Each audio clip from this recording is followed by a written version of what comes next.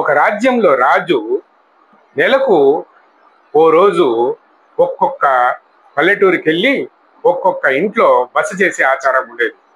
ఒకసారి ఒక ఊరికి, ఇంకోసారి ఇంకొక ఊరికి అలా వెళుతూ అక్కడ ప్రజలను పరామర్శించి బాగోగులు కనుక్కొని దాని తర్వాత అక్కడ వారి ఏర్పాట్లు చూసి ఒకరి ఇంట్లో బస చేసి రాత్రికి ఉండి వచ్చేవారు.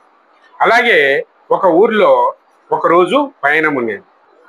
ఆ ఊరిలో ఒక పేదవాడు ఏం చేశాడంటే, తను రాజు తన ఇంట్లోనే ఉండాలని కోరిక కలిగి తను ఒక 1000 రూపాయలు అప్పు తెచ్చుకొని దాన్ని ఇంటిని అలంకరించి మంచి మంచి విందు భోజనాలు ఏర్పాటు చేసి ఇంటిని రంగులు వేసి అలాగే విద్యుత్ దీపాలతో అలంకరించి అతను ఏర్పాటు చేశాడు.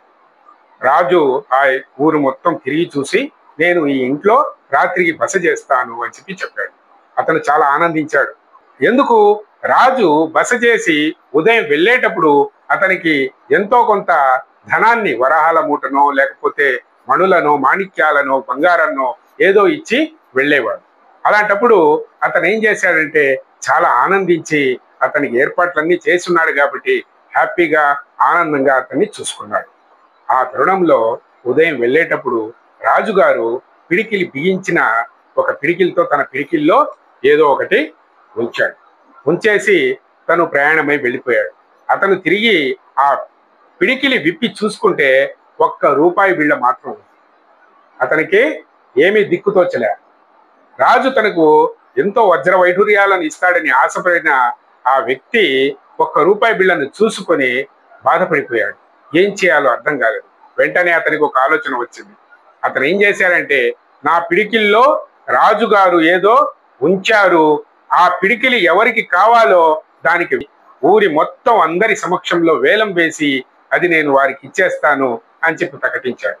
ఆ మూసి ఉన్న పిడికిల్లో ఏముందో ఎవరికి తెలియదు కాబట్టి అందరూ పాటకు హాజరయ్యారు. పాట పెట్టడం మొదలు పెట్టాడు. అప్పుడే రాజు భటుడు ఈ విషయాన్ని తెలుసుకునే రాజుగారికి తెలియజేశాడు. రాజా రాజా, రాత్రి మీరు పేదవానికి ఇచ్చినటువంటి ఆ పిడికిలిని అతను విప్పకుండానే వేలం పెట్టాడు. ఈ వేలంలో అతను కొంత వందల మంది కొన్ని పాల్గొంటున్నారు కాబట్టి ఇది ఇలా జరుగుతుంది అని తెలియజేశాడు.